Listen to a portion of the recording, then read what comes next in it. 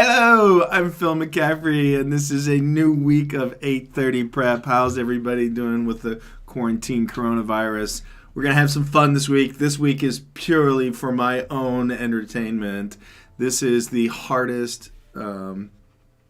Wait, did I not turn my volume? I thought I turned my volume down. Still already? I'm such an amateur. These are the hardest problems on the ACT. So both the ACT and the SAT do math in order of difficulty. The SAT breaks math into multiple choice and what they call grid in. I need to make fun of you, College Board. You say students must grid in the answer. They use a noun as a verb. Damien, you must hate that. So the SAT has made up its own verb. So what they say in their instructions in the math section would be wrong in their English writing section, language section. So anyways, we're just going to do ACT this week. This week is all ACT math. This is how much I enjoy the ACT. And these are official practice tests. Every 3 years, the ACT takes a test that they've recently administered, doctors it up a bit, puts it online as a PDF. So I have them going back to 2003. We're going to go all the way back to 2006 this week because we only have 4 days. But I have 5 of these, or maybe even 6. 74, 72, 67, 64, 60. I have 6. So we're going to go back to 2003. So today is the 2018 official ACT. It's also the 2019 official ACT. It's also going to be the 2020 official ACT. But we add 3 years to it. In 2021, the ACT will come out with a new official practice test. So, since they go in order of difficulty, number 50 through 60, which is 11 problems, are the hardest problems on the test. So what I thought I would do is take 4 official ACT practice tests and just do the hardest problems. Why? Because it's my show. So, what's going on? Hey, we got 10 viewers. Peyton Jones, math, yay. Of course, hey, Peyton, that's my boy, math, yay. All right, ready. Number 50 from the 1874, which, oh, by the way, you can get all of these from 3-Hour Prep. Click on Student Resources. I should have done that. Maybe I'll go there at the end of the video. So number 50 says, this one is one of the hardest ACT or SAT problems, hardest ACT problems I have ever seen. The sum of 2 positive numbers is 151. The lesser number is 19 more than the square root of the greater number. What is the value of the greater number minus the lesser number? When I first read this one, I literally almost dirtied my pants because it was so hard. I mean, we've been talking about poop before the show, so I literally pooped myself and went, oh, you got to be kidding me. I skipped, when this test first came out, I skipped this problem and waited an entire day to come home. And the next day sat in the office at my whiteboard staring at this thing going, all right, I'm going to rough out this problem. So there's 2 positive numbers, x plus y. And they equal 151. And the lesser number is 19 more than the square root of the greater number. So let's make the greater number y. So x is 19 more than the square root of y. And I sat there and stared at this problem for an easy 5 minutes going, now what? And so that means I would have totally blown it on the ACT because it's only 60 minutes long. And so what you have to do is you have to say x is equal to 151 minus y by bringing the y over here and then substituting the x in. So now we get, let's change to blue, we get 151 minus y is equal to 19 plus the square root of y. And students go, what next? This is from Algebra 2. When you do this type of question, it's like a quadratic equation, only you substitute y is equal to u, like this. And you say u squared and u. Well, I'm not even going to do that. So we're going to go, nah, nah, nah. All right, what we're going to do is do in blue. Ready? Let's move the y over here and let's write it this way. Let's rewrite this total equation. And that is y minus the square root of y minus 132 is equal to 0. And this is a factoring equation, and it factors into the square root of y minus 12 minus 12 plus 12 plus. This is a plus. Square root of y minus square root of y, did it backwards, minus 11. All right, the reason I, of course, know the answer to all of these. This is not a real number. That's an imaginary number. This is a real number, so the square root of this equals 0. So the square root of y is equal to 11 when you solve just for this portion. So the square root of y is equal to 11, so y is 11 squared, so y equals 121, and x is 19 more than the square root of y, which is 11, so x is equal to 30, and what is the value of the greater number minus the lesser number, and 121 minus 30 is 91. That, folks, is unbelievably, in my opinion, the most ridiculously hard ACT problem ever. I love it. I get to do this problem at least 3 times a day. Okay, in a list of numbers 41, 35, 30, x, y, 15, the list of 31 numbers has a median, the middle number, of 25. And the mode of the list is 15. If the mode is 15, that means there's more than one 15. So let's make the list. Ready? 15, 15. Oh, wait, there's not another 15. So I'm going to say x is 15. Y, 30, 35, and 41. It's a list of 6 numbers. 1, 2, 3, 4, 5, 6. And when a list a list that has an even number of elements has a median, the median is the average between the two numbers. So y plus 30 divided by 2 is equal to the median of 25. That solving for y makes y equal to 20. What is the mean of this list? So now I have to put in 20, and I have to take my good old TI-84 instead of 15 plus 15 plus 20 plus 30. I wasn't going to do this one in my head. I was going to do this one in my head, but even though I know the answer, I didn't remember that it was all added up to 156 divided by 6 is equal to 26. So this is a really fun one. Mean and median in the 50s on the ACT happens all the time. Why? Because it's little tiny rules. For example, the average of the two middle numbers of a list of even numbers is the median. And the mode is the number that shows up the most. If I put another 15 in here, 15 plus 30 divided by 2 would not give me 25. That's why I know y is not 15. Number 52. I think this is in the top 5 hardest problems on the ACT. This test has 2 of the hardest problems ever. And it's a system of nonlinear equations. If you want to go back, I have already solved this one. There's a whole bunch of these on a video called Systems of Nonlinear Equations. And that is, which of the following systems, you are given the following systems of equation. Y equals x squared and rx plus sy equals t, where rs and t are integers. For which of the following will there be more than one solution? So the key is underline, Phil's rules, read with your pencil, one solution with the real number coordinates for the system. Actually, more than one. If it is a quadratic, there's only ever 2 solutions. And remember, a quadratic solution is where the parabola crosses the xy plane at the x-axis. This is a quadratic y equals x squared with one solution for the quadratic and then a line that goes through it. So there's got to be 2 solutions. That's what it looks like.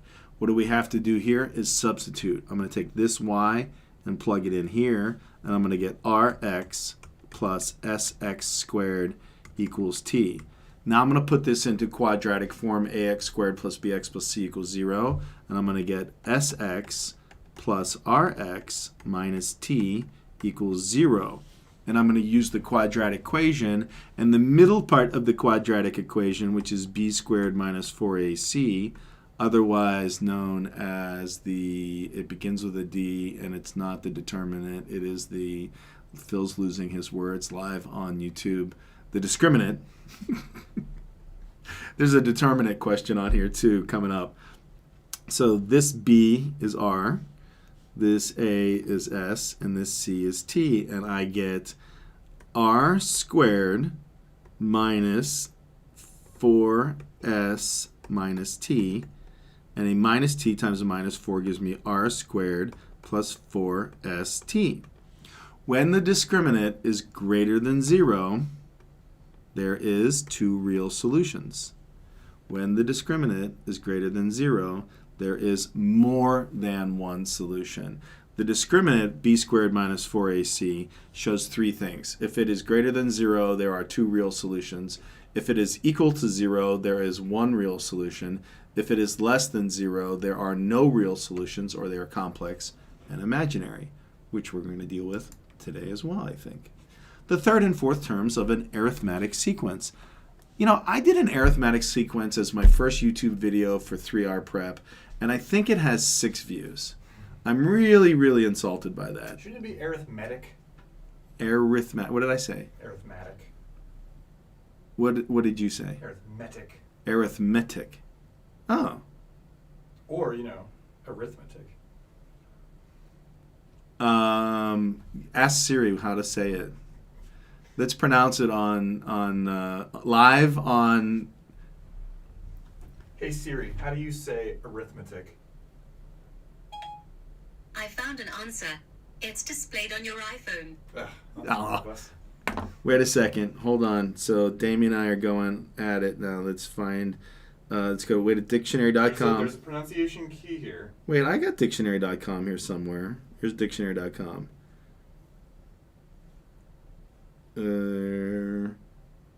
People love it when we fight, so this is good. Arithmetic series. Where's the pronunciation thing? Doesn't have it. Where'd the pronunciation go? No. All right, we're going for it. Can you believe he's calling me out on how I speak? I framed it as a question. Gosh. What? I don't care about your ad on Facebook. Hang on, you ready for this? What's going on? Ready? Arithmetic. That's Webster's dictionary. Arithmetic. Where's the pronunciation thing?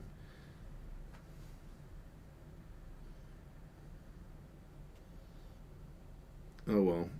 My arithmetic. An arithmetic sequence, an arithmetic. I do believe that is the British way of saying it. All right. So I'm going to look into that and get back at y'all. Same people who say aluminium. Aluminium. We have 15 viewers. We're killing it, man. The third and fourth terms are 13 and 18 respectively. What is the 50th term? This is beautiful because you have to know a lot about arithmetic sequences. So I go 1, 2, 3, 4, and I'm going to put in third and fourth is 13 and 18. And so the difference between 13 and 18 is 5. So I go back 5, I'll go to 8, go back 5, and go to 3. So 3 is known as our original number in the sequence or progression. And this is going to be a to the n is equal to a sub 1 plus the difference times n minus 1. Let's plug in all the numbers. Yes, you have to know this formula in order to do a problem number 53 on the SAT, or ACT. Geez, SAT. A to the 50th is equal to 3 plus the difference here, which was plus 5. 5 times 50 minus 1, which is 49. And Damien's now going to do 50 times 49 in his head, which is 45. 5 times 9 is 45, plus 200, which is 245, plus 3, which is 248. Crickets over there. All right, so next time you want to call me out, be careful. I'll ask you to do some maths. The British say maths. I love that. I love watching British shows where they say, I do maths. Number 54, which of the following graphs on the standard coordinate plane is the graph of y equals sine squared plus cosine squared over the domain negative pi over 2 is less than or equal to x is less than or equal to pi over 2? Which one? This is what I love about standardized tests. I wish there were more questions like this one, which would reward the nerds like us who took trigonometry, and those of you who couldn't make it that far wouldn't get as high of a score. Meh. Sine squared plus cosine squared, as everybody knows, is always equal to 1. Sine squared plus cosine squared equals 1. The graph of 1 is 1. It's always 1. That's the graph of 1. Super easy problem. Doesn't deserve to be a 54 unless you're a trig student. If you don't take trig and you don't remember this, you're screwed. 55. What is the period of the function f of x equals the cosecant of 4x? A cosecant, a secant, a cosine, and a sine all have trigonometric functions where we have, it's based on sine, they're called sine waves, where we have the function of x is equal to a sine of b x minus h plus k. And if you see in my 2 trigonometric function videos, b determines the period. So in this case, there is no x plus h. There is the amplitude is 1, the k is 0, so b here is equal to 4. And the period of a sine function, cosine, cosecant, secant, is 2 pi over b. So all I have to do is substitute b, which is 4. 2 pi over 4, which equals pi over 2. Yes, you have to know this one. This is a really, really, really easy trig question. It's either going to be really, really easy or it's really, really super hard if you don't know trigonometry. And so watch my trig video on trig functions. 56. At the school carnival, Michael will play a game in which he will toss a penny, a nickel, and a dime at the same time. He will be awarded 3 points for each coin that lands heads face up. Let the random variable x represent the total number of points awarded on any toss of the coin. What is the expected value of x? I love that term, expected value. So ready, let's toss the penny. He gets 3 points if it lands heads up. Heads up is 3 points, and he's got a 50% chance of it. Plus the nickel, 3 points, plus a 50% chance of heads up. Plus the dime, 3 points, plus 50% heads up, or 0.5 or 1/2, and it's 9 over 2. Great probability question. This is one of the few times ever when probability means addition. The expected value of 3 different things added up because they were points awarded for 3 different coins. What is the positive real value of k, if any? If the determinant, remember when I screwed up before and I couldn't say discriminant? That's because I was thinking of this problem, and the word determinant and discriminant often get mixed up. If you're a geek math student, you shouldn't mix them up. So the determinant of the matrix K4, 3K, is equal to K. What is the real value of K when the determinant is equal to K?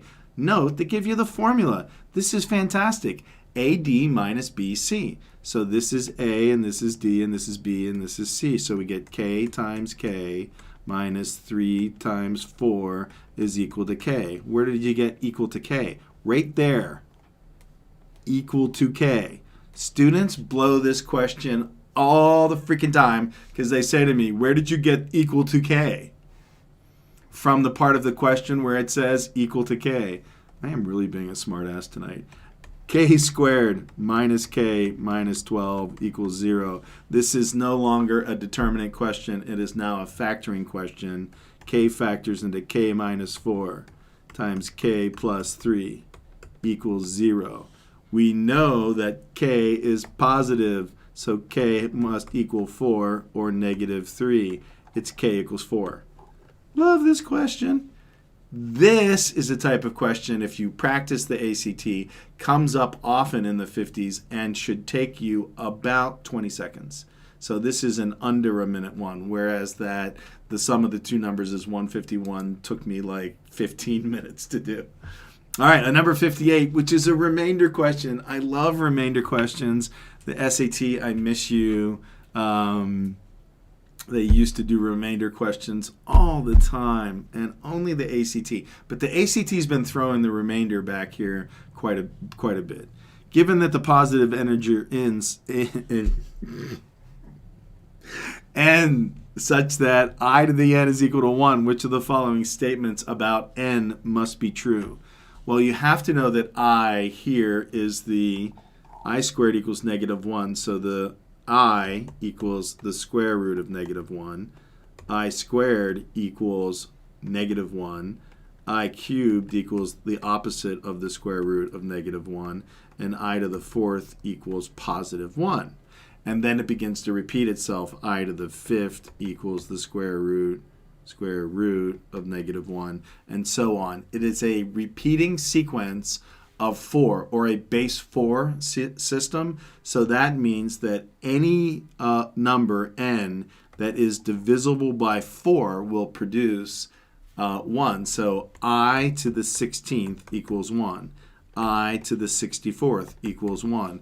I to the 256th equals 1. So that means when n is divided by 4, the remainder is 0. Notice there's also a remainder 1, 2, and 3. If the remainder is 1, that is, it would be 3. If the remainder is 2, it would be 2. If the remainder is 3, it would be 1. Cannot be determined. This is a number 58. Phil's tips and tricks. Ready? Never past a 40 have I ever seen cannot be determined is true. It is never true 41 through 60. Let me say that again. I've studied 100 ACT tests. I have never seen it that number 41 through 60 cannot be determined. There's only one 40 that cannot be determined. That's coming up soon. I'll be playing that bad boy. But cannot be determined in the 50s is never true statistically. 59. 4. Pi is less than 2. Pi is divided by 2. Negative pi is less than theta is less than pi divided by 2. The absolute value of the sine of theta is greater than or equal to 1 is true for all and only the values of pi in which of the following sets. If we draw a unit circle, nice unit circle, good job brain, in the xy axis, where is the sine equal to 1? There. Where is the sine equal to negative 1 such that its absolute value is equal to 1? Sine of theta is never greater than 1. The greatest value of sine of theta is 1. The greatest value of cosine of theta is 1. So where is it? Well, you have to know the unit circle. Hey, Phil, do you have a video on the unit circle? Hey, thanks for asking. I have two. I've done them over again, one live and one recorded. So this is pi over 2, and this is negative pi over 2. The answer is pi over 2, negative pi over 2. And if you don't know trigonometry, come see me. Phil at 3R Prep. Write me dirty fan mail. Ready? Let's do some angles, dudes. Okay, ray PK bisects LPM. That looks like a good bisector. All right, ready? LPM PK. That the measure of LPM, I don't like green, I like blue and purple. Let's change that. That LPM is 11x. And the measure of LPK is 4x plus 18. That's this angle. Bisects, one of their favorite words. It's on a number 60. It means cut it in half. It means half of 11 is 4x plus 18, or do it the Phil way, 4x plus 18 times 2. Look out for the rosers. Equals 11x. I was reading your comment, Peyton. So 2 times 4 is 8x plus 36 equals 11x. Let's subtract 8x, and I'm going to get 36 equals 3x. X equals 12. Let's stop and be an idiot and go, look, there's 12. Then go all the way back. Wrong answer. What is the measure of KPM, which would be 4x plus 13? Take the 12, put it in the 4x, and take your handy-dandy calculator, because it does arithmetic better than you, and turn it on and go 4 times 12 plus 18. Enter 66. The right answer is 66. I am Phil McCaffrey. This is 8:30 Prep. If you look into the email I sent you, North Catholic kids, this is your homework. I don't grade you anymore, so welcome to quarantine world. On the YouTube links, there is a PDF of the tests. I'm doing 50 to 60 for the next 3 nights. So tomorrow is the 1572. You also can go to 3rprep.com. Let me write this one down. It's in the description. It is 3rprep.com, 3rprep.com, and hit student resources. If you click on student resources, I don't know why I called it student resources. That's kind of snobbish. The student resources connection on my website, you can get a copy of these tests. They were distributed free online by the ACT, so this is nothing that I can't put online for free. So finally, I did a show where I didn't steal something. Not so bad. Hey, next week, we're going to be doing essays, Common App essays, all next week. So I'll be pumping that one up, so I'll see you next week. I'm Phil McCaffrey. This is 8:30 Prep. Say goodnight, Damien. Good night. See you tomorrow.